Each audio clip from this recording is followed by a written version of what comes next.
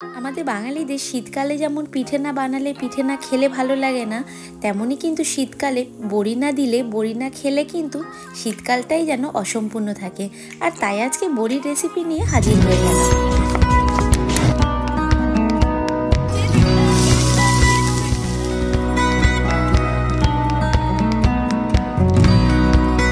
সবার আগে বলি, আজকে কিন্তু এই ডালের বড়ি আমি দেব না, আমার মা দেবে।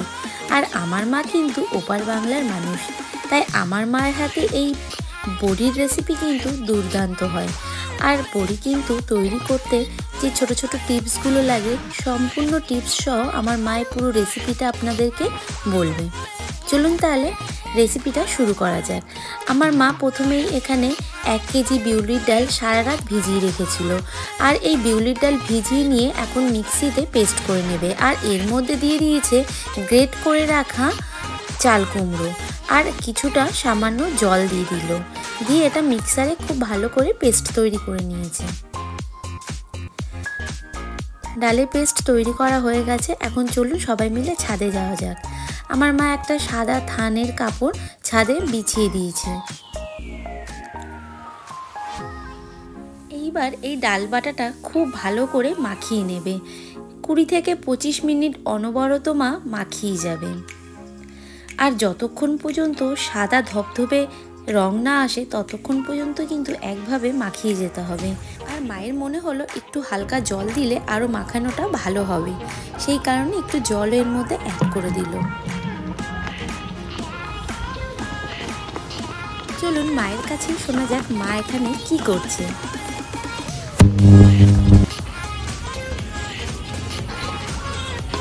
কি করছো তুমি এখানে?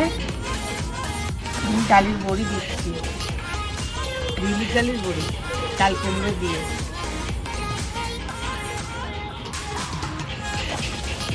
মাছের ঝোলে দিলে, তরকারিতে দিলে, শুকনোতে দিলে এত সুন্দর লাগে, রান্নায় অসাধারণ হয়ে যায়।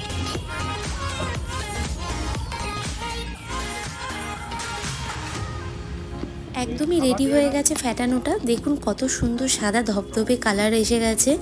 যত ভালো করে ফ্যাটাতে পারবে তত বড়ি হালকা হবে আর বড়ি সাদা ধবধবে হবে।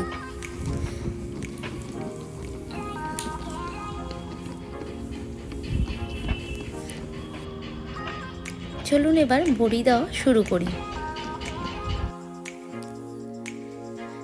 দেখুন কত সুন্দর ছোট্ট ছোট্ট করে মা বড়িগুলো দিচ্ছে। আর বড়িগুলো দেওয়ার পরে ওপরের অংশগুলো একটু মুখগুলো চোখা করে দিতে হবে, তাহলে বড়ির শেপগুলো খুব সুন্দর আসবে আর দেখতে একদম পারফেক্ট বড়ির মতনই হবে।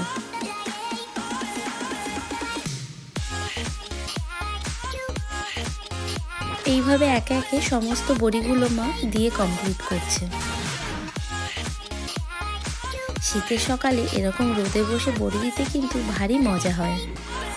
আমার মা বলে যেদিন রোদ ভালো হবে সেই দিনই একমাত্র বড়ি দিতে হবে, কারণ বড়িতে রোদটা বেশি যদি না খায় সেই ক্ষেত্রে বড়ি কিন্তু একটু গন্ধ হয়ে যাবে। তার কারণে বড়িতে খুব ভালো রোদ দরকার। ভালো রোদ খেলে বড়ি দুদিনেই শুকিয়ে যায়। আর অনেকে আছে বড়িতে যে আমরা চাল কুমড়োটা ইউজ করেছি সেই চাল কুমড়োর পরিবর্তে ফুলকপি কিংবা বাঁধাকপি কিংবা মশলা বড়ি যেগুলো সবাই ইউজ করে সেইগুলো কিন্তু বেশি দিন যায় না, মানে বেশি দিন আপনারা সংরক্ষণ করে রাখতে পারবেন না। সেই কারণে আপনারা চেষ্টা করবেন চাল কুমড়ো দিয়ে বড়িটা দেওয়ার, তাহলে কি বড়িটা আপনারা অনেক দিন সংরক্ষণ করে রাখতে পারবেন। আমরা সারা বছরই এই বড়ি কিন্তু স্টোর করে রেখে দিই আর এই বড়ি কিন্তু সারা বছর খাই। আপনারাও কিন্তু এইভাবেই বাড়িতে তৈরি করে নেবেন বড়ি। আর দোকানের কেনা বড়ি কিন্তু স্বাদ লাগে না, কারণ ওরা চালের গুঁড়ো ইউজ করে। তাই চেষ্টা করুন বাড়িতে নিজে হাতে বড়ি দেওয়ার। আজকালকার দিনে আধুনিক যুগে বড়ি দেওয়া তো উঠেই গেছে চল, তার জন্য আমি আধুনিক যুগেও পুরনো প্রথা মেনে এই বড়িটা দিচ্ছি। আপনারা দেখুন, ভালো লাগবে। এই বড়ি কিন্তু অনেক রকমভাবেই রান্না করে খাওয়া যায়। শীতকালে কিন্তু অনেক ধরনের সবজি ওঠে, আর সেই সবজি দিয়ে কিন্তু বড়ি রান্না করে আপনারা খেতে পারেন, কিংবা মাছের ঝোলেও কিন্তু এই বড়ি দিয়ে রান্না করলে খুব ভালো লাগে। তাই অনেক রকমভাবেই এই বড়ি কিন্তু রান্না করা যায়, আর খেতেও কিন্তু দুর্দান্ত। আমার মেয়েও দেখুন কি সুন্দর বড়ি দিচ্ছে এখানে। আমরা সবাই মিলে খুব আনন্দ করে হৈ হৈ করে ছাদে বড়ি দেওয়া কমপ্লিট করলাম।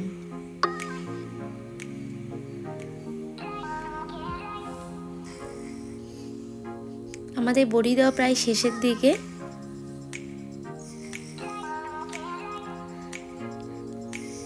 আজকে সারাদিন এইভাবেই বড়িটা দেওয়া থাকবে ছাদে। কালকে বিকালবেলার পরে আমরা বড়িটা তুলে নেব।